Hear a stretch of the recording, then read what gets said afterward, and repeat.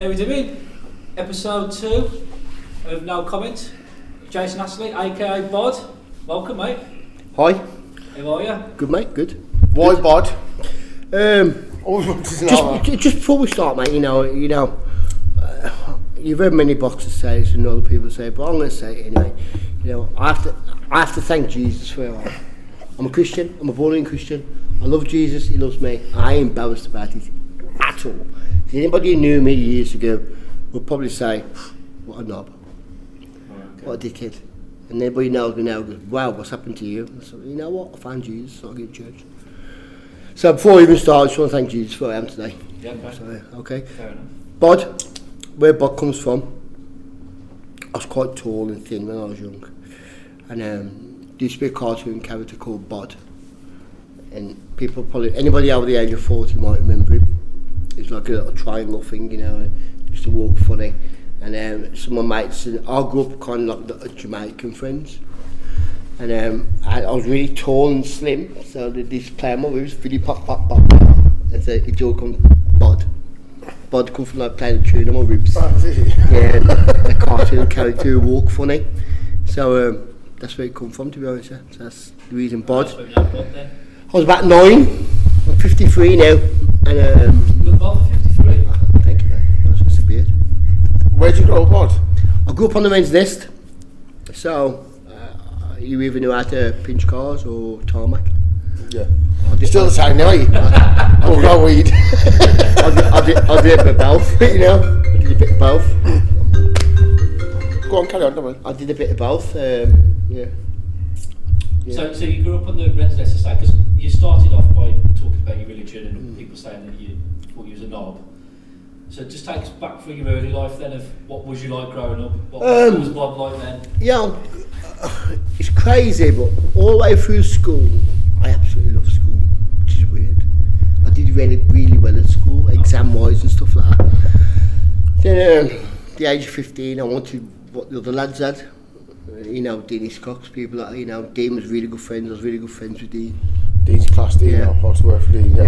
I was here as well, Dean, that's right. Do you reckon he'd be a good one to bring on? Brilliant. As well? Yeah, okay. Brilliant, mate. What he's done with his life is just amazing, But he's a jack lad, lads. Yeah. Fabian, Wilson, people like that. Yeah, I grew up with them, but I was really quiet. I wore bad at all, I was quiet. I loved going to school. Never really bothered about girls and that, Not really. And I went boxing when I was 15 to... Everybody knows the most famous boxing trainer around here in Dublin, the Black Country, is Ronnie Brown. Okay. Ronnie Brown's my uncle. Oh, right, okay. But the real me was quiet and I don't get bullied as such, but I was very quiet. I love schoolwork, love reading, love writing stories and stuff. I did really well at school. Then I went boxing, and that kind of set me on a path to, I suppose, being a bully. Oh, right, okay.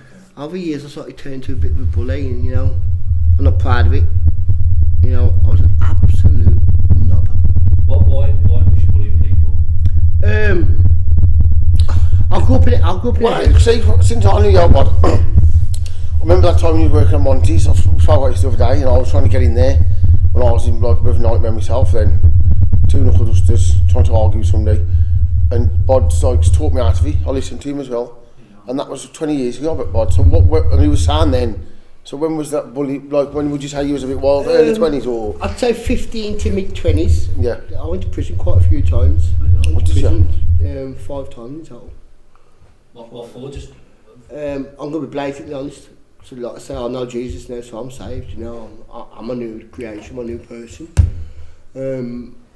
I on the missus with a hammer and tied up and stuff like that. I did to anybody. I didn't care. I didn't care, and a lot of it involved cocaine and pills and stuff like that. Because I realised at the age of 20 I was quite a good dancer. So I started clubbing, started raving, proper raving, not like it is now. Them days you go to a club for 12, 15 hours. I'm going to be honest with you, 7, 8 pills, a couple of grams. Did it myself. You're flying 5 days. You're flying non-stop. I have those little times of it. 3 days you're out, At this time I had a daughter, as I suppose to have a son as well, but I never really, I don't know. You know you're knocking about. You know, I was a good-looking kid. I never had loads of girls and stuff like that, but I'm on fair share. And I was a knob. I was a complete knob. You know, I've seen girls from my past recently, last couple of years. I've had to go up and say, "Man, I'm sorry for how I treated you.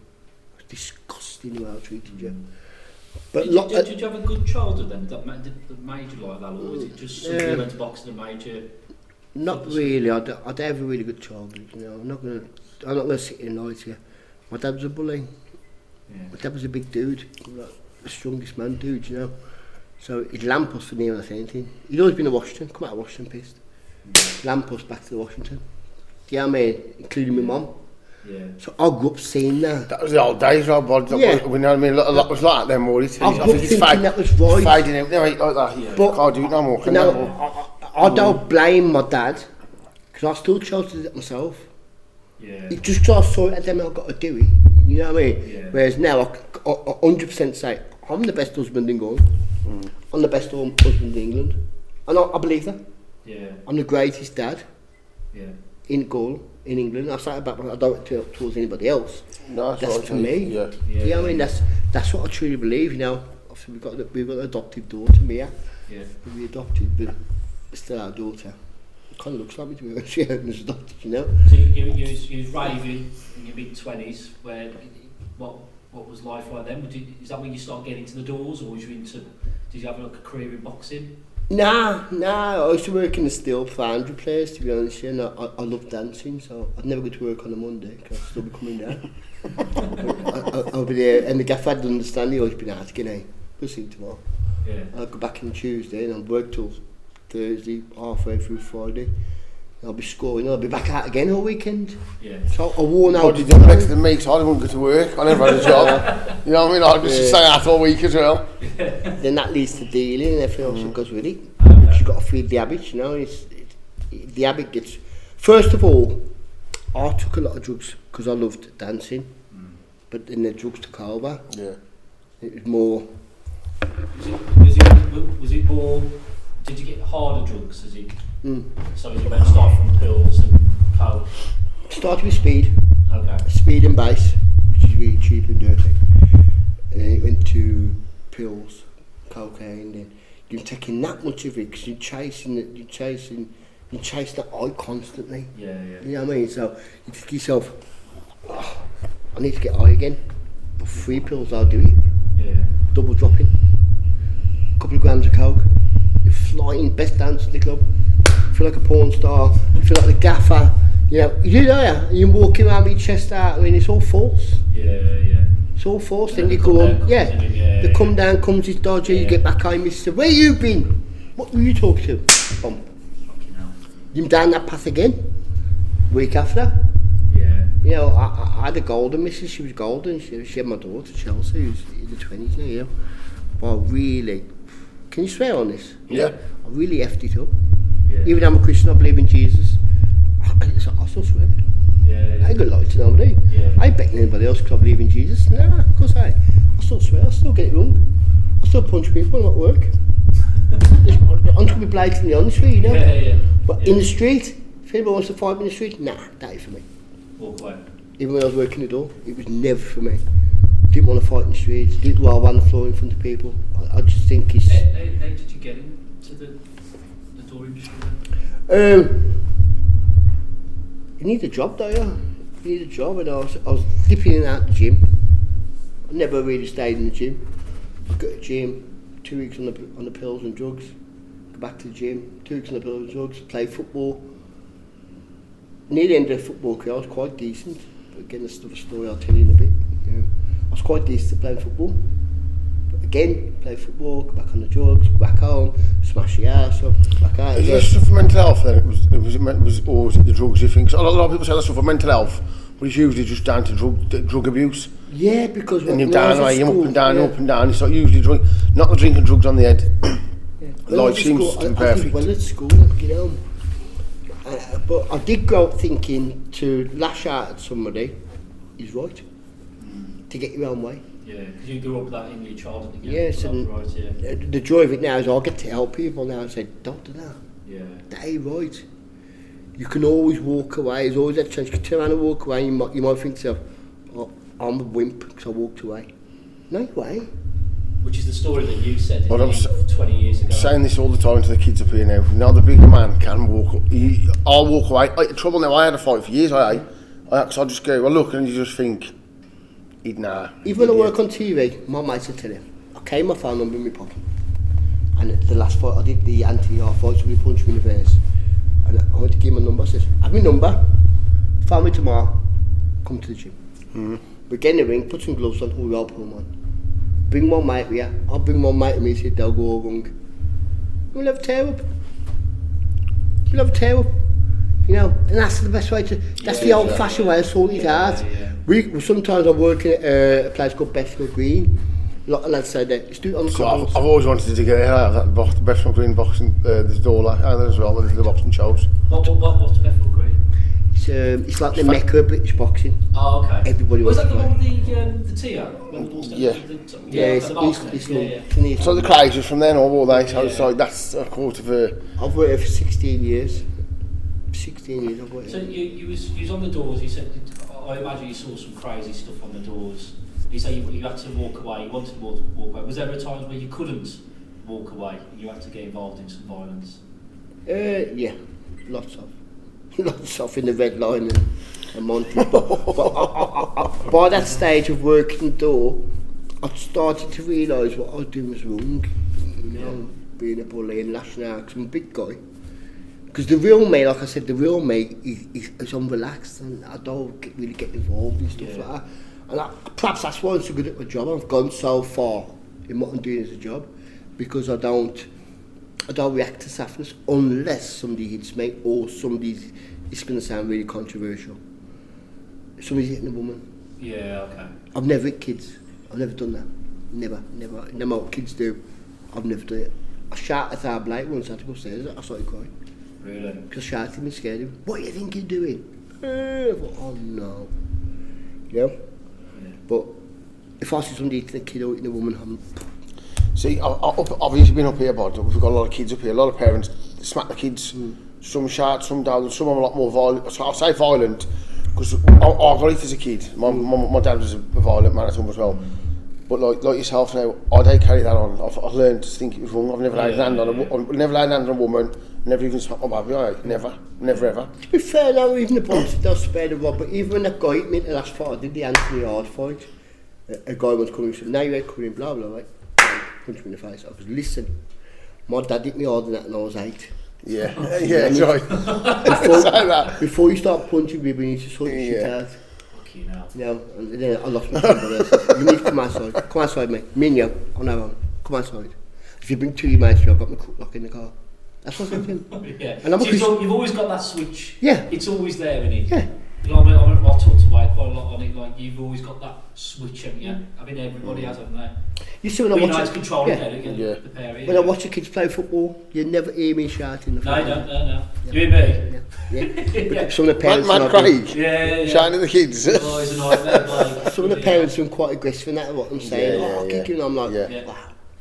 But you never hear me shouting. I'm way past all that, you know. So you're on the doors in that's part of your life now. And you talk about crazy times. What crazy times did you see on the doors? You talk about the likes of you'd have bumped into him at some point. Yeah, him and his mates, yeah. So what things did you see that? Mate, not so much in Sedgley, but in Sedgley, except we know each other. Yeah.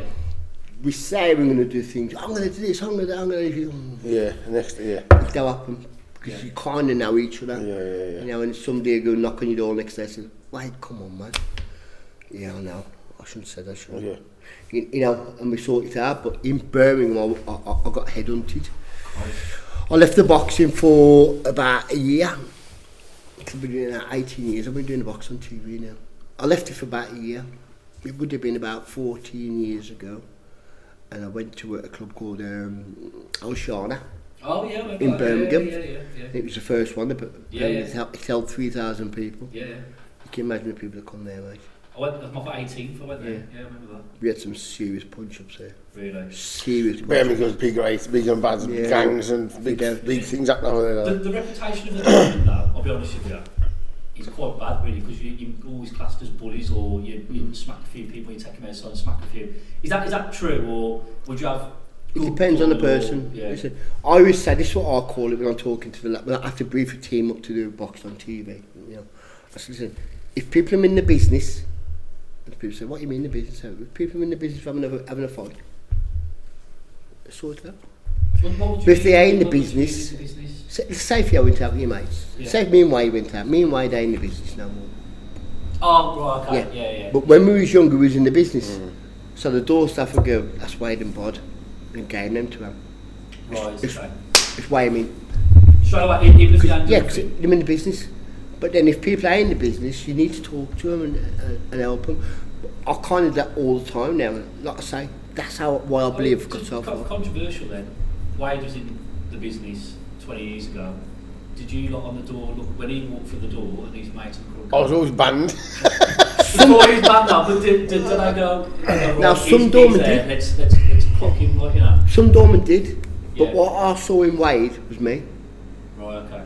And what I see in a lot of people is me. People say, how'd you know I've took coke? I'm saying, take my first rodeo, mate. I used to take it as well. You know, so I could spot you on you because take my first rodeo. So I saw in Wade and young Anslow and all the young lads, the travelling lads, I saw me. Yeah. But now sometimes you look at Wade now, what Wade's doing now. Yeah. Wow. Brilliant, isn't it? Wow. Yeah. But that's the start somewhere. And maybe it started that day when I said to him, Wade, come on, man. Because you remember that really well, didn't you? You always say that. No, it was just a mad time. I was on my own. I was on my own. I was banned. I don't go into too much. It's all sorted now, but he was either going to kill somebody or get killed. So what for everyone? What happened on that night? Nothing. I was on my own, trying to get in a place where I was banned. I was pub boss basically in Dudley at the time. Yeah. All the pubs banned from all pubs. Tried to get in this place, and it was that I got fucking. I got hurt, to be honest, but I'd gone mad. Like, I don't know what I was trying to do, pissed up off my head. Cause trouble as well? Yeah, probably. Yeah. On my own, like, you know what I mean? I'm all wrecked. I talked to you normal and I thought, you know what? I think he used my dad there. Yeah, he said, how can I let you come in here? And he said, your dad. I remember what he said, like, but I was good at his job. I was a bit old, all these, so I remember the dads and stuff, you know, and I said, listen, I know your dad, so I'm definitely not going to sly you. I'm definitely not going to phone anything like that because your dad would be so angry with me being a friend of mine. That's what he said. If I slide you or anything else to me, you know. He said, if I can't let you in here, because if something happens, it's on your, he said, it's on my head here. You know what I mean? Which he was right. What did that do to you at the time? So you pent up like, fucking, I want to get in there. Did that just like... Well, I just thought, no, I'm going to put him in the... Oh, Greg, I tell you about me, but like, I've never been an horrible bully, really. I've just always fought and stuff for myself. And so I thought, you know what, you're right, yeah, I'm putting him in a position and left. Experience, but that's, but like, I've always respect for him after that, like always. Never really argued with him. He's probably the only person I've ever argued with me, I think. 90% of people, even work at the boxing ring side, you've got proper real gangsters. Not softies, you've got real people in that ring side, you know. 90% of the people will listen to reason. 99% are not. The other 9% are not. You've got 1% that well. It's only 1%. But it becomes a sheep syndrome. Yeah. One sheep starts playing up and 30 start to fall out, 40 start to fall out. Yeah. Next thing you know, you've got a massive gang fight. You know, so you've got, me personally, on briefing up teams, I say, listen, that one bad sheep, we need to get them out straight away. You might have to take a bang, you know, you might get punished, but we've got to get that one sheep out, because that one sheep will cause the whole place to set on fire. Yeah. And there's some serious people in boxing events, serious men. What would you mean serious, like? Who can look after themselves, yeah. Everything was there, are they? Boxing fight, like everyone's there, are they? You know seriously connected, but the nice guys now, they've been there and done it, but that dog's still in there. Yeah, a bit like you. Yeah. I always tell this story to people I do. As an old man and granddad talking to his grandson. I says, you know what, son, there's two wolves inside you having a fight. His grandson says to his granddad, Granddad, which one wins? He said, the one you feed. If you keep feeding bad stuff into yourself, bad stuff will come out. I ain't saying that I've never Bible bash anybody, nothing, you know, I ain't about that, you know. But I'm trying the best I can now in life through knowing Jesus. Some people do the best they can in life through want to be a good dad to the kids. Some people do the best they can in life because they want to be a good husband, a good dad, a good person. For you, for instance, what you do with them kids at football is amazing for them. Yeah. Our Blake has changed. Yeah. Since you've been coaching football, our Blake has become a miles better kid. Unbelievably better kid. Just think it channels it through football. So I see my job on this planet as a peacemaker. So you know, you say you talk about boxing a lot. So there's a lad off the Renner has walked in Canella. So tell us how that started. What happened was, there was a company in London called Headline Security. A guy called Steve Ed, who still today is one of my best friends. But he does a lot of cloud protection, like pop stars and that. So I'd be away for months on end, so I don't really work for them. But he had his company working around ringside, and he'd go around companies getting people to work for him, the best in that company, kind of thing, you know. And he went to a company in Birmingham, who I now work for, which is Man Commercial Protection. And then days I worked for Mickey Woolen at K2. I was one of his ops managers. So Man Commercial, through Headline, got in touch with K2. And Mick was going to help out, look after Ricky Hatton in Ricky Hatton's early fights. And the one day he just asked me if I wanted to go. So I went, and from that day onwards I've just worked my way up gradually. To now people, I'll tell you a funny thing. When I first went to the boxing, I'd say to the older men, what do I do now? And now I've got young lads come to me and go, Bod, what do I do now? And I was like, well, how old am I? You know, but you know, it was through Mickey Woolen. Mickey Woolen took me to the first fight I ever did. It was Ricky Hatton v. Eamon McGee. I never forget it. It was the first fight I ever did. Ricky Hatton got a bad cut and he really should have been stopped. If he'd have been stopped that day, he'd never gone to that career he would have had. But, that was the first fight. You work your way up. What do you mean? Where do you start from? Where you are now in the boxing trade? I think it's knowledge, bro. Yeah. I don't think it's aggression or being big or anything like that. It's just knowledge of situations, you know. Like, if you let bad people into ringside, inside that steel cage, you're in trouble. Yeah. Because the cameras are seeing all that. They can block it out in the standards, which they do, as you well know. But in that ringside, mate, you're in trouble. So it's having that knowledge of being able to, you know, I say to Leah sometimes, I go shopping with my wife down Merrill, and I'm scanning people all the time. Just scanning people.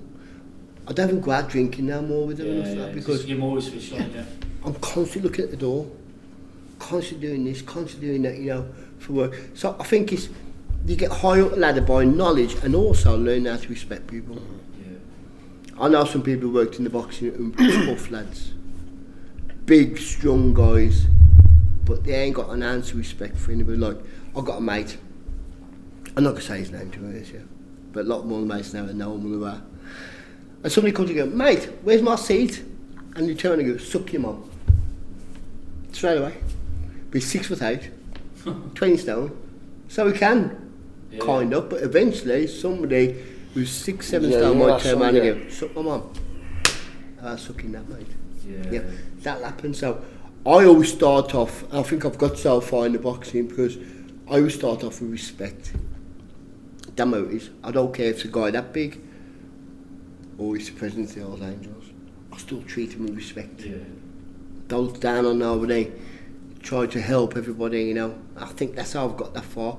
But there's also that stage where I go, nah, it's not happening. I'm going to beat you, so beat me up then. I don't care. So in the boxing game now, like, I'm a massive boxing fan, I am. So, like, is your role as part of Fight Week? Like the build-up, the press conference, the face-to-face? Yeah. Who's the most down-to-earth, sorry Craig, who's the most down-to-earth, like, most well-known boxer that you think, like, you think, I can't believe he's that sound, like, everybody's got all. Tyson Fury. Is he exactly what he's like? Yep.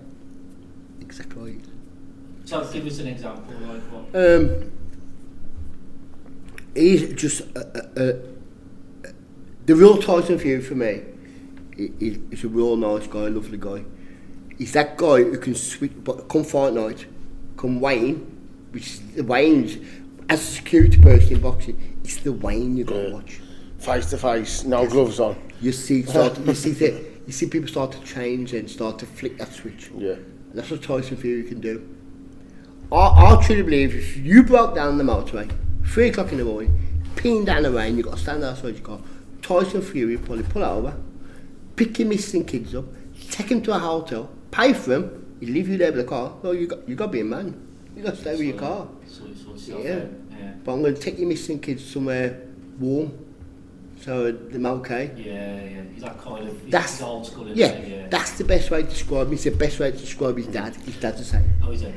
Everybody loves John Fury. Yeah. Class A. Mate, he's just straight, eh? Yeah. You ask him what colour that is, he's going to say red. He ain't going to say any other colour. He's going to tell you straight, heads or tails. Yeah. Now, black or white. I've always wanted to know this as a boxing fan.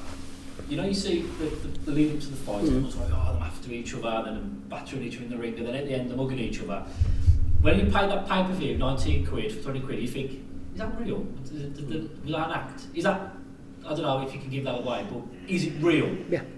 When they're really hatred towards each other. Come up to the fight. That's what sells tickets. Yeah. You want to get, you set that up and you won't be... Like Haim Bellew. Yeah, you're going to get punched. Yeah. It's face, you jump in the swim pool, you're going to get wet. Yeah. You get in a box ring, you get punched. Yeah. So you can grab. I'll always say to any fighter I was helping out, don't hate him. Hate will tie you. Hate will drain you. Be spiteful. So don't throw punch with hate. So it's spite. It's different. Be spiteful. Be a bit tetchy. You know, be a little bit unreasonable if you want to be. Or you can be the other way, like I would have been, quiet. In the press conference, I said nothing. I just sat there and just glared. Yeah. You know, be real. Because you can have a fight, are you? Did you know Tyson Fury? Did you see when he was on his down, like when he put all the weight on and stopped boxing, or did you see when he was on his way back, or before that? Because I think he used to drink a bit day before and fight at the same time and go partying. Now he seems to be the best he's ever been. Yeah. Do you know what I mean? But could you tell the difference, or just? I'll be honest with you. You won't notice, 'cause from day one, I've always thought he'd be the best. Really? Because he's a 20-stone ballerina. Yeah. And anybody knows anything about boxing, my uncle Ronnie will tell you, Jimmy Tibbs will tell you, the best trainers in the world in America will tell you, Angelo Dundee will tell you, boxing's about your feet. It is, yeah. If there's somebody called hit, they call beat you. And even when you do hit him and knock him down, he gets back up. Yeah. So, as a boxer in the ring with Tyson, you're going to think to yourself, what have I got to do? See, I think the first time I ever seen him, like, this, I was really into boxing then. I was in Dovegate prison, and he had Sky Sports. Only one channel, Sky Sports, Friday night. I remember seeing a couple of lads on him in the thingy. He had a bit of hair then. And like, I've watched his video, I was into training then, really fit. And I remember looking, I thought, because I was used to watching Mike Tyson and Bruno as kids and that, like, and then I never bothered with boxing at all or sports for years, until I went to Wales and I getting fit again, watching it. And I just thought, who's that? Overweight, but you know, when I actually started watching it and I see him and how he moves and just his movement and flexibility and how big I think he's fucking brilliant. No, we all seem to look as well. We look at day with day, we look at the guys. Ripped up muscles, big. We think, wow! But you look at Tony Bellew. Yeah, He's a very, very, very good friend of mine. Is he? Yeah, I love him, bro. What's Tony Bellew? Talk about Tony Bellew. I'd like to be friends with him. I think I would have been friends with him outside the ring and outside the work. Because he's got an hateful side to him, isn't he? He's got that switch, isn't he? Yeah. You know, but again, he's the most down-to-earth person, mate. Really? Honest person, straightforward, truthful person. See, I think like, the first time I see something with him, I don't like him, but then when I've looked back, it's because he was just being honest about someone else who I thought was You look at his body. Look at his Tyson Fury's body. Look at his body. Yeah. It's not about them big muscles and stuff, mate. It's not about that. It's about skill. It's about intelligence. It's about where you put your feet. Do you go and sit there, do this, do that, do this. You know, they've got a fighter's mentality, whereas they get into a fight to be more like, and then like, come on. Breathing is why you said that, yeah. Breathing, yeah. They can think under pressure. So I truly believe, and people like Tyson Fury and Tony, and a few other boxers, Mayweather, Oh, you've been alongside Mayweather? Yeah, for 3 days in London with him. What's he like? Is he? This is what I believe. I believe him, Tyson Fury, Tony Bello, other people. I believe it doesn't matter what business you put them in. That'd be the best. They'd be winners. Really? They'd be winners because you've got a winner's mentality. Yeah. You know, that and I've learned it over the years working with these people. I have to sometimes keep your mouth shut and I sometimes say what you've got to say. Is Mayweather as arrogant as he looks? No, he's not. Because I know he flashes the cash. No. See, I say to our kids, I do. If I say he's perfect, he's probably done stuff short, but I say that's somebody you want to follow. He's cocksure, mate. Unbeaten. He's come from nothing. His dad got shot. There's a lot happened. I've watched all his documentaries. I do. So I think he's brilliant. He'll go to the gym at 7 o'clock in the morning. You know what I mean? Just good. I think he's fantastic. Like when I watched him, I used to think he was a cocky, and I don't like him. But then, as you look and you get older, and you start to think he does things that you don't. People look at it like going to the gym at 7 o'clock in the morning, but then you transcend that to the time he was fighting. Yeah, smack same time. Yeah. So his body's tuned in now to fighting at that time.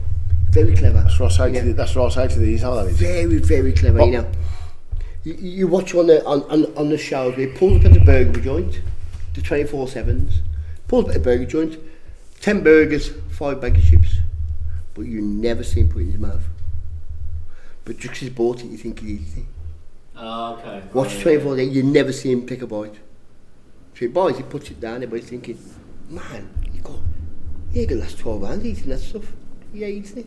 Who would you say is the most intimidating boxer you've So I seen? was going to say that angry or serious. And Wow. so you look at them and go, Hard to approach. I wouldn't want to mess with it. Even in your age, a mad person, again, 18 to 21, who's a nutcase, you wouldn't want to mess with him. A guy called Casillas. Oh, okay, who's that? He fought quite a few years ago. I think he was a welterweight, I think. He was Australian based. Okay.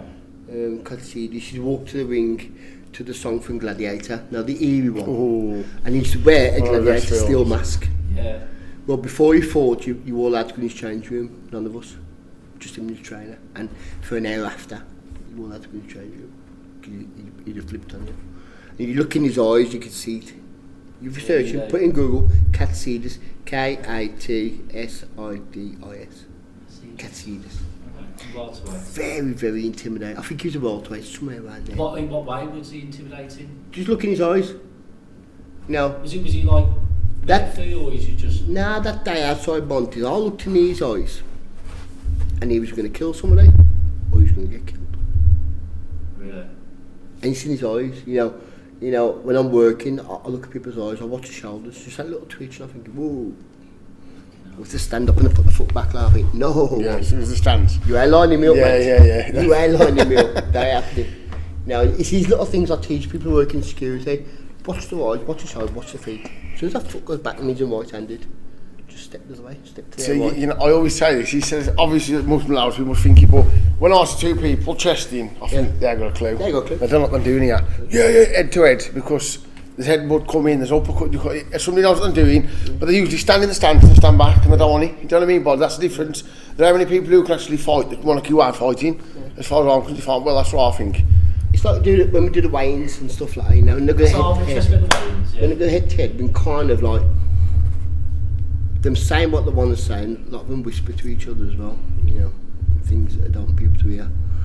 And that's real. That's real. That's real. That's real. But they also know not really to throw a punch. And Even the one before it. remember Canelo and Plant had that argument. Oh yeah. Plant throws a shot and he steps back in, bang. Watch Canelo's hands are open. I see that. His hands are open. They clinched. He knows all that money's cost to get the fight there, all the training partners had to pay, which costs thousands sometimes at that level. Training partners, sparring You partners. guys have a massive entourage, you know. So if you hit somebody, bump, cut him, fight off. That's my job. Is when I see that good, I think, whoa. So you're reacting before you're in. You got to see it before it happens. Yeah. And I think when you look back at my past, all I'm kind of do is look in the mirror. That's probably why I'm so good at my job. Is there anyone that you... What's Canelo like? Sorry. Yeah, I was about to Sorry, say, Craig. yeah. 'Cause he's my favourite boxer, he's Canelo. Uh, Fantastic, like. if I had to describe him as an animal, we've got loads around him. A badger. Huh? A badger. Ball and muscle. You run over a badger in your car, mate, to write your car off. A badger's a ball and muscle. absolutely. I look at him, I think, wow, how do you get that weight? Solid, bro. Proper solid, like a ball of muscle. You know, but quite happy. Yeah, when I was living in Belfast, all he wanted to do was find a Chinese. Really? He went to Chinese. Yeah. When I was living in Belfast, I went to Belfast to work with Frank, obviously. And so when he was look after Canelo, I was going to come over for his mate, who we trained with, was fighting against Frampton in Belfast. Yeah. So he wanted to come and watch his mate fight. And I said, how's it going here? How's it getting to Belfast from Mexico? And of course, any flights coming here. He says, nah, he's got his own plane. He's coming his own plane. He's on holiday in Milan.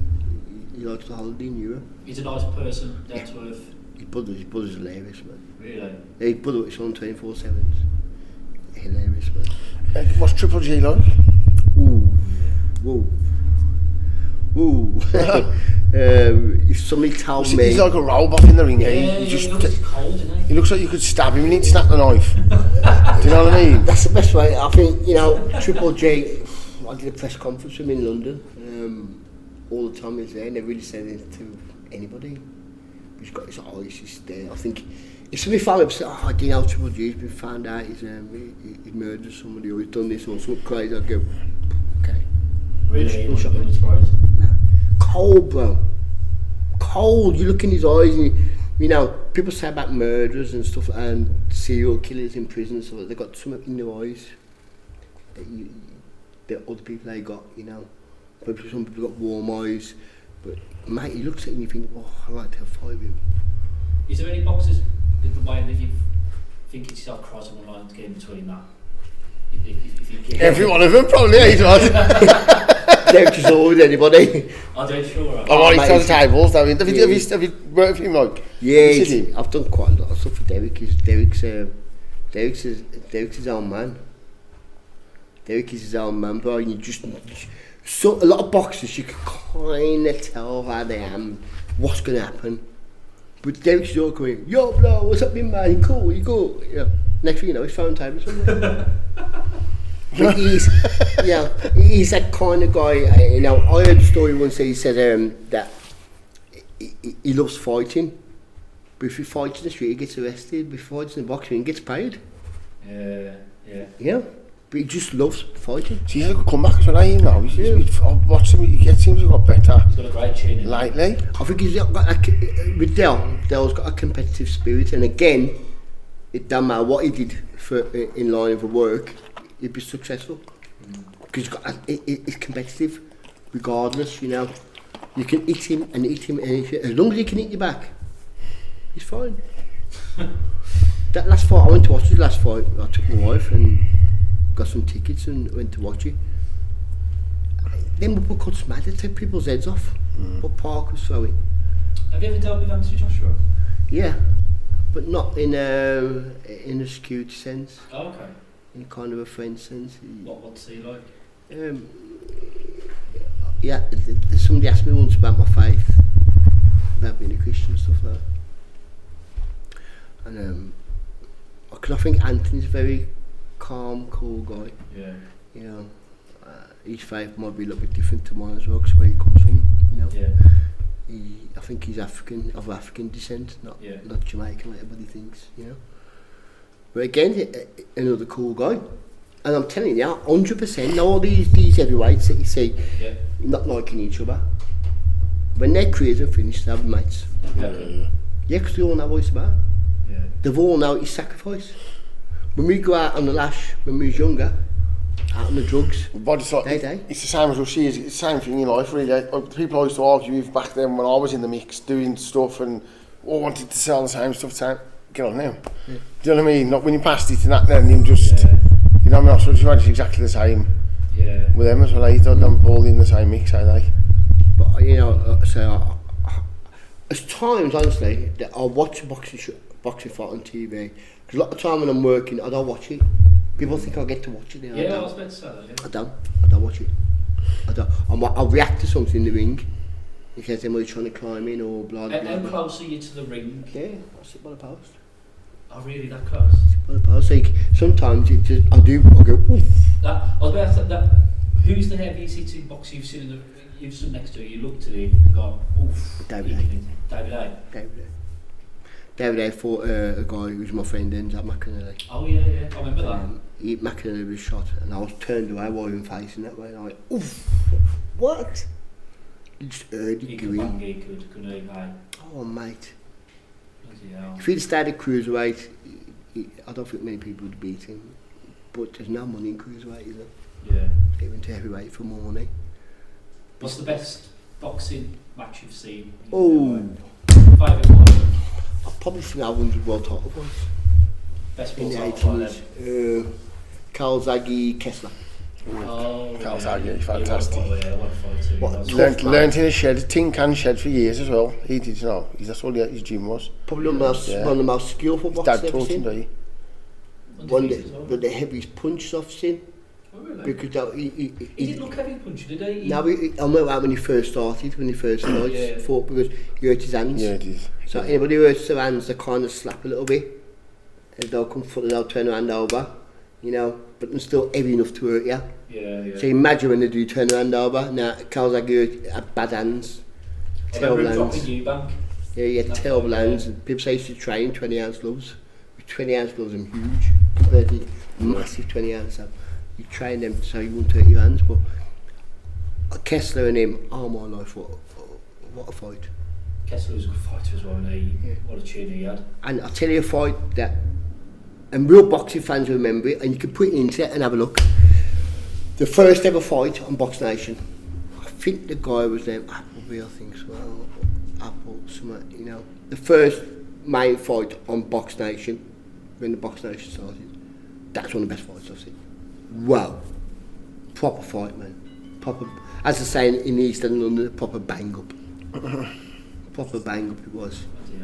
But I've seen very, very skillful fighters. At the moment, I think the best fighter I've had at the moment, for entertainment, for everything else, so humble, lovely man. I took a guy down from Priory Boxing Club, a young kid, and he sat with him and spoke to him for quite a while. He was a boxer, young mixed race lad. Anthony Yard. Oh, okay. Anthony Yard. And what he's been through in lockdown, he's just... Oh, yeah, that's his mum, isn't he? Man, Yeah. quite a few of his family apparently, Yeah. But he sacked this kid, little mixed race kid, down the Priory. And cause I said to him, I said, look, he's one of your biggest fans, and he's a boxer. He's a young lad, he's a boxer himself. And Anthony, I sat with him in the change rooms in Bethnal Green and just spoke to him and asked him what he was doing with his life and stuff like that, you know. So that's your boxing role. So do you do any other security work as well? Yeah, I helped to run the security at a White racecourse. Do Haydock. Oh yeah. Work at Country Football Club. All the big events, festivals. Because we were supposed to come to that big event. There was a big event that happened a few years ago that could have ended tragic. Yeah, I was going to come on to that as well, but What? so massive Do brief. you want to take us through what happened there? Because that almost changed your life, wasn't it? That. It did change my life. It's really funky, to be honest. It changed my life completely. You know, because still, even though I believed in helping people and being a protector and stuff like that, being a big guy was quite strong, so I could hold people and say, listen, calm down, blah, blah, blah. Yeah. I was still a little bit, I could still be a bit bullish, especially if I was with my mates. And tell their fault, it's my fault. Yeah. So if the gang was together, we could all fight. I'd be like, come on then, you know. Anyway, so I got asked to do a job, a free concert in Birmingham. It's like as a video on my phone that I shared with you, for a group called JLS. Oh yeah. It was when there was that TV programme in the senior and stuff Yeah. like that. It was when they first came out. I did it a year before with another group, and we had 10,000 people there. It was a free concert on a big car park in Birmingham. So we planned for like 10,000 people again, but 20,000 people turned up. So you can imagine JLS on stage, struck the first note, and everybody rushed. You thinking Hillsborough timing? Yeah. Fences come over, everything else, you know. And there's a young girl and a policewoman and another young girl stuck underneath the fence. Christ. So you can imagine 10,000 people trying to get over these fences, and all I could see was this one young girl. consent, yeah. How old was this girl? At the time she was... Yeah, I think she was about somewhere between 11 and 14. Right. So yeah, all I can see is so I runs over. Like me growing up as like I grew up, like I've explained, blah blah blah blah, and having mates like Wade and stuff. We've got to live up to expectations. So I never used to run from anything, which is silly. Sometimes you got to run. Yeah. So I run too. So I run to this big crush, and this is where everything got funky. And this is why I funky, and this is why I believe in Jesus. You know, I picked up a fence. I don't know any people on there with one hand. You couldn't have done it, bro. And I had foot marks on my back, on my yellow highways where people were walking our way. Christ. I picked it up and I remember pulling this big copper out. There was a big girl as well. Pulled her out by a flat jacket. I pulled this girl out and she was kind of like limp. She was dead or? No, I don't think she was dead.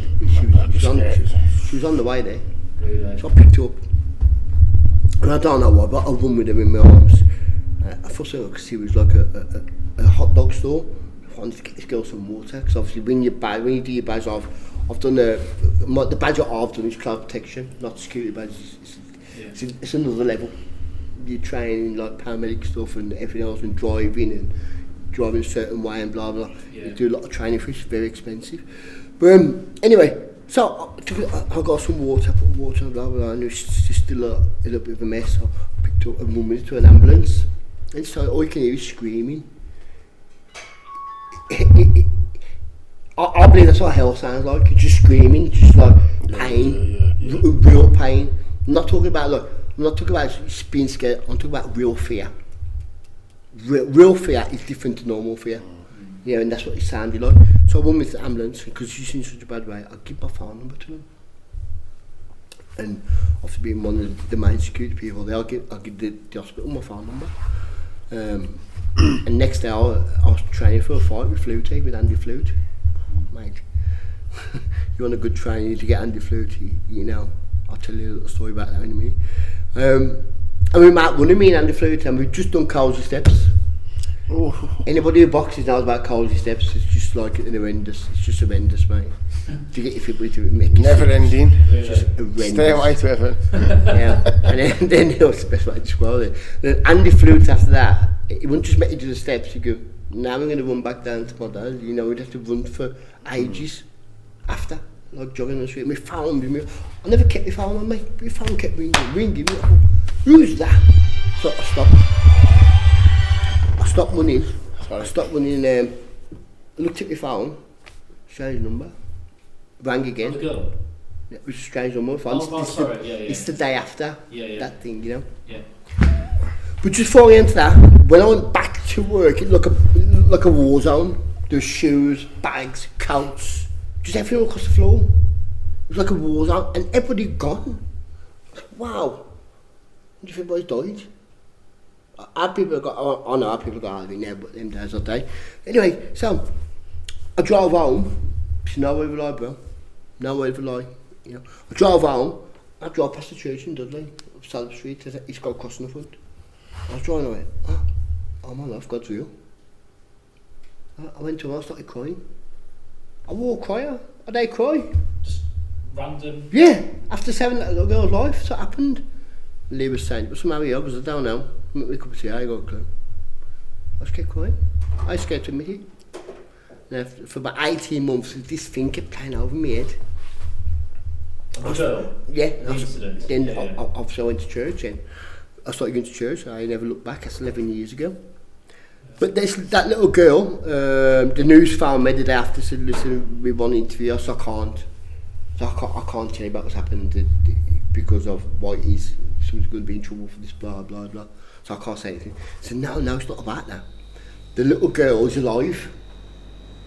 And the family want to meet you and we want to film it. I said, okay. So I'll meet at the office. I'm going to have my company solicitor there and everybody else there. So, and then I'm going to tell you what you can ask me. I'm not just going to walk into this blindfold and get somebody to sack when you probably had their fault, you know. So okay, so I met him at the office in Birmingham, and then they took me in the car down to Ellie's, and the film meeting her. And her family was just brilliant, mate. I ain't gonna lie to you, when I met her, I just wanted to cry. But not sad tears, happy tears. Yeah, She was saying like the police had said, oh, this one's a goner, leave her. Stuff like that, when you watch the interview on the news, you can see what she says. But then, I think it come up, one man saves many or something, they come on back. And they said, oh, it's going to be on the news tonight. I thought it'd be like the last thing on the news. Put the news on. My big fat head's in the middle of the screen, I thought, wow. Wow. But me and this little girl, I'm going to see her 5 o'clock in a bit. Are you still in contact? Yeah, I've got 5 to 2 kids. Bloody hell. So my brother and sister. But I'll come to how strange the bond is. It's weird. Weird how much we love each other and how much we care about each other. It's more than brother and sister. Really? But it's that way, brother and sister love. You know what I mean? You love your sister, you love your family, then you might not get on with them, but you still love them. Yeah. It's that kind of way, So I'm going to see her 5 o'clock. It was her birthday the other day. Her 18th birthday party. And Mum rang me, and Mum's passed away now, God bless her soul. And Mum rang and said, will you come to her birthday? I said, yeah, of course I will. I won't go to work, I'll come. She walked into the pub, there's probably 50, 60 people there. They run to Mum and Dad. Run to me. Put arms around me now. It's weird. It's like the kids now. See, I think you said something along the lines earlier, about having people about things, doing nice things. I've learned now. I've done some horrible things, really, really bad. I was saying, so you can Google it, you know what I mean? So, yeah. But I feel better helping now. I love it. I'd rather, if there's a fight kicking up before one smack, I'd rather stop it now. Yeah. Or advise people not to do it or help. If you can help someone, peace, I bet, yeah. It's a bit selfish, but that's my little bit of... I think when we still old school, I would still stop a fight now. I did last night. Come on, kids. That's my episode for it, guys. Go in the gym. You had a fight out there like safties. You're going to go in now. Put the gloves on. Yeah. No time. It's every fight. Do you feel there's always a side to you that could always go back to where you was, or do you think you've gone past that now? Never. I enjoy who I am now. I always... The best thing I can say to me, I always was that quiet guy. But I tried to be somebody else. I never really was a fighter. I never really was a bully. But I wanted to be. As an image? Yeah, you see your mates that got all the girls, got all the flash stuff, nice cars, blah, blah. But they all seem to be doing something wrong. Yeah. I want to be some of that. I'm going to be like that. An image? Yeah, and then the way you was brought up, you know what I mean? So your missus says something. You ain't going out. Yes, I am. No, you went, I'm out. See you later. Back Monday, and it's like Thursday, but that's what you grew up with. But what I should have done, this is what I would say to a lot of kids and a lot of adults, is that even though you grew up that way, it's an idle excuse to do it. It is, yeah. So you should be saying, listen, we say things in church, we call it breaking the chains. We've all got in chains that hold us down. Break them. Break that chain, and now I'm a great dad and a great husband. I never dream of laying a hand on Leah. Never know in my wildest dreams what I ever think about doing. So I broke that chain. Now any kids that come to our house, I'll feel and go up and say, you know what, my Uncle Jay helped me when I was a kid. I'm not going to do that because I never saw that. All I ever saw was my Uncle Jay being lovely to my Auntie Leah. But there's a point. If Leah's going on like saft, like a lot of women do, you know what I mean, like a lot of blokes do, I will say, whoa, that stops. So I'll just go out the house, I do. Okay, I'll just go. It's never me shouting, I'll never shout, it's always me being shouted at, and I'll get the tolerance, and I'll just go, both keys in the car, drive out. I'll either go sit in the bucket, or come up here, or go to the gym, or that's what I do. That's how I deal with it now. I've never been one to, faces, you know what I mean? We're not going to gym, I'll train probably a plate or so, I'll look 20 reps at a time. Yeah. I've done nothing really heavy, so I could too big, if I train it wrong, so I just go loads of reps, but if I've had an argument with Leah, I'm going to gym 2 plates aside. Yeah. And my language is vile. Really? Vile. This is what my mate says, he's been arguing years. Yeah. It's really new. So if you had to look back in our life now, what would you change? How would you... Oh mate, I think at the age of 30... Is there one regret that you got? Loads. If you had to pick one? I would, 13, 14, I'd start going to church myself. I know that for everybody. I'm never going to buy a bus or anything. And I'd join the army at 16, 17. So I always said that. I'd stay I've always in said the that I did 10 years in prison, I did bud, and I could have done that in the army, and I could have done some decent, like, and the same thing, regimental training, yeah, I'm the same, like, you love it, like, I've heard just about your training, with your car driving, all, it'd be all that, wouldn't it? Yeah. Something to occupy the brain all the time. I joined the army, and I'm one of them people, I chase things, so, you know, I went to a rave and thought to myself, I want to dance on the stage, so I did. I went to the box and thought, I happy just working there in that corner, I want to be the boss. So I am. Yeah. You know, and you chase, I play football, I wore very good football, anybody will tell you, but I become captain of nearly every team I played for. Yeah. Because I wanted it. Not because I bet anybody else. You got that mentality, you know? I wanted it. You know, I got out in the gym now, I'm 53 now, and I still spar with people because I want it. Yeah. You know, anything I do, got a nice car because I wanted it. You know, people say, oh, but you've got a lot of nice stuff. I say, well, I'll get down now to 60, 70 hours a week I work. Yeah, so you put the graft in. You put the graft in. It's what you want, eh? You know, or you can sit back and think, you know what, my dad used to beat me up and I've done this wrong, I've done that wrong. Nah, forget that. Forget that. You throw that over your shoulder, man, and go and chase the good stuff, you know. Go and chase the good stuff. Like, look what he's done. Look at this. Yeah, it's amazing, isn't it? It's crazy, bro. Yeah, it is, yeah. He obsessively, everybody gives him a wide berth, and people are scared of him, and even Jamie and everybody else. But look at him now. Yeah. You know. Everyone can turn the lights around, can't they? And do good. Do you still, this is why I tend to get up here, I don't go on too much about myself, but do you still get people who try and talk bad of you, like, and hate you, or like, and put the poison down, oh, could him go and so no, I think you bang on, like, I'll listen to you all day. No, but like, do you still get people, do you know, or not, like, just trying to... Every all day. Yeah. Yeah, going to church, you love Jesus, you're going to church, but you think about robbing it. Yeah. I bet a lot of people see me walking down to church with my baseball cap, I'll give me cap. I'm wearing a baseball cap backwards and a hoodie. People see me walking to church, but I think, you're going to rob those. You've always got that stick on you.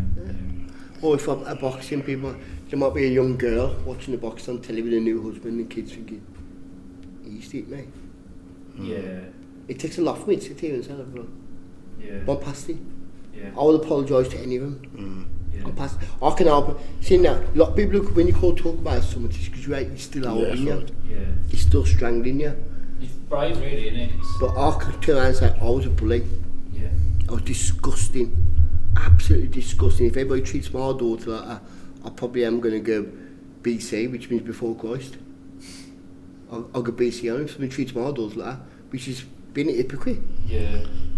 You know? Yeah. But I ain't going to blame the time. Them days, say, why you went to the pub all day, you come back. I was never really a drinker, to be honest. 2 pints, I was anybody's.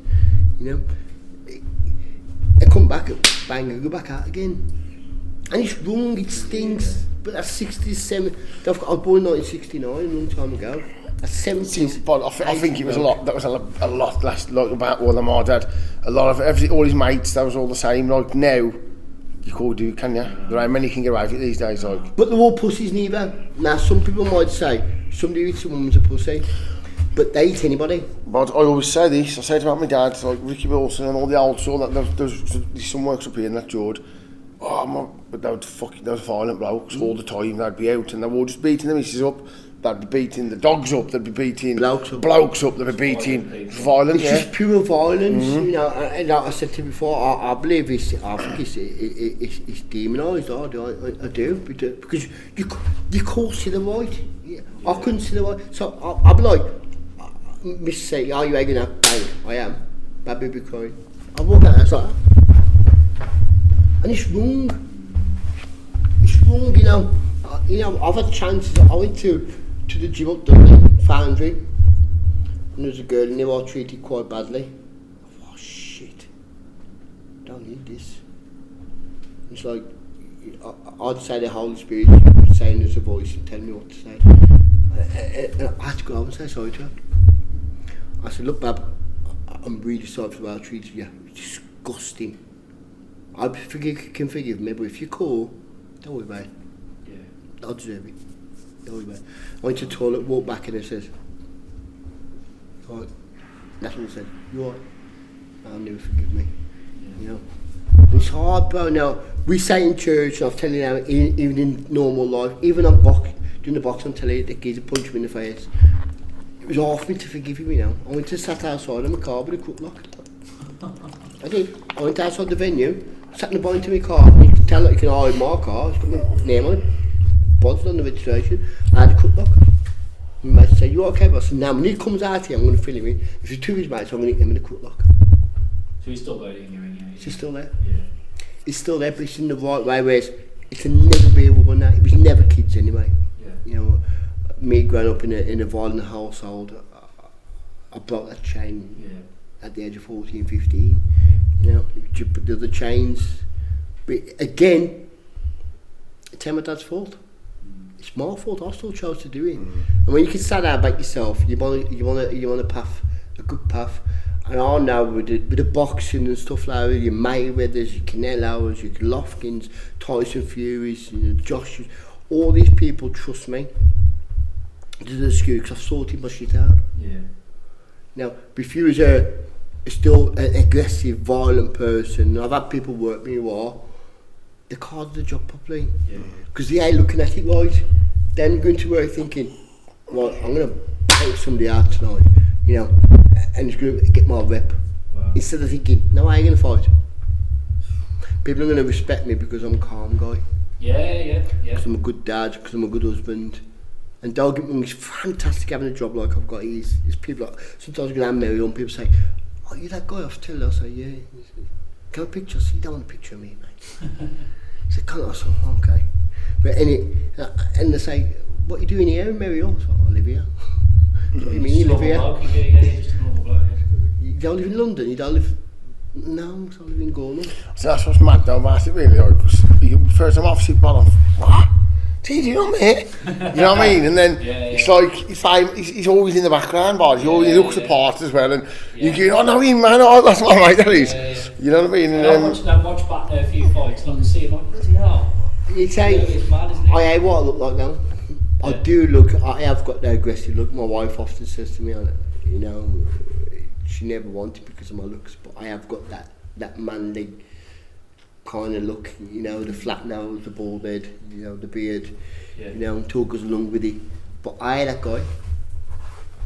guy, man. I don't like being that guy. I was that guy for about 10, 15 years of being a bully. But I hate that guy. But you know, I said this, I've said this a lot lately, I'm saying it more and more lately as well I am. Like years ago, dusters on out, clubbing behind bottles, hammers. You know, now, the last thing I want to be known as is an hard bloke. It's the last thing I want people to say. Known as a good bloke. But no, I just don't want to be known. Why do you want to be an hard bloke? Why do you want to, who wants to keep fighting and backing your shit there? You know what I mean? You don't care, you know. You don't care when you say, I share something with you too, I really share with a lot of people. I used to have this crazy dream. This is going out loud. It's okay. Yes. Okay, I really want to put it out there, you know, and tell people to break that chain. There'll be that person. That's right, There'll be that person that helps people. It's how weakness is strength. It's how weak for a man to cry is strength. Because if you leave it inside, you're just going to blow up. Yeah. But I used to dream of, can you remember the old cowboy films? I'm 53, I'm a bit older than you. When I was young, all cowboy films. I used to watch them every Sunday in jail. I did, man. I loved them in jail. I mean, I was at Uncle Raymond's and Peter's. The cowboys would get somebody right and they'd tie them to the back of the horse and tie the legs Drag together. them down. I used to have this bad dream, bro, about tying somebody and tying to the back of my car and dragging them down the hill by Goldsmiths. It's a new leisure centre being built now in Dudley, but it used to be a nightclub called Goldsmiths. And I used to have this dream of dragging someone down the road, you know. And my sister stopped me one day. I was going to do it. I was tying someone's legs together. I was going to do it. I really was going to do it. And you think to yourself, how do you get to there? How do you get to having a really... Because I don't like it, you know. I'll tell anybody, the pills was brilliant. The coke was brilliant. You know, having sex with loads of girls on the weekend was brilliant. Best thing, you know. But take you look back, you think, but what kind of brilliant was it? It's a false brilliant.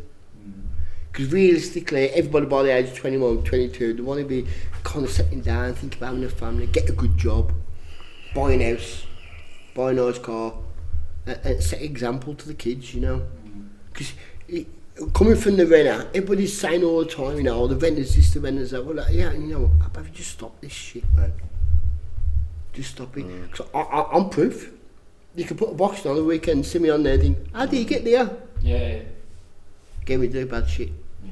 You know, but was it good? Was the bad shit good? Oh, you bet it was. See, you know what I think? I think there's a lot I do. I say to my missus now, like, you know yourself, there's a lot, I ain't saying no names, but like, there's a lot of people who've done boxing, that don't drink, but they don't take drugs, they don't. As soon as they finish the boxing, they just fuck their lives up. Yeah. Start drinking, start doing it, then partying.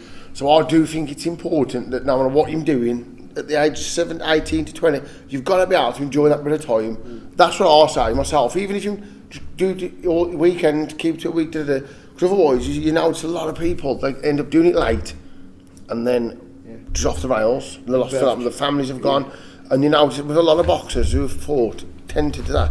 They don't touch no drugs, no drink, nothing. As soon as they finish, bump, and I'm glad I did. I've got one regret myself. Like, all my life, I've just lived it like. Lived it to the middle, yeah. I think now my best time is being in my caravan, my miss and my baby. Yeah. Like you just said, that wouldn't interest me no more. See, everybody, what I'd say to everybody who's going to watch this is, make a mistake, but a mistake's only a mistake if you do it twice. Yeah. It's a mistake if you do it once and put it right. You know, and that's how you get to. People say to me, how'd you get there, bud? Oh, blah, blah, blah. I say, no, I make a mistake, I still make mistakes. I go to church, I still make mistakes. I believe in Jesus, I still make mistakes. But it's only a mistake if you do it twice. You know, so, you know, just sort your shit out. Yeah. No, that's really good. I think it's been a brilliant episode in this. Like, fantastic. Yeah, I just want to thank you for coming on, and I think it's really helpful that was like. But yeah. Thank you. Time flew, are you? Time has flew. Sitting all down listening down like that. Where's that chicken dinner? I was waiting to my artist for me ballet. So thanks for coming on, mate. Appreciate it, mate. All right. Thanks a lot. Brilliant. Bless you.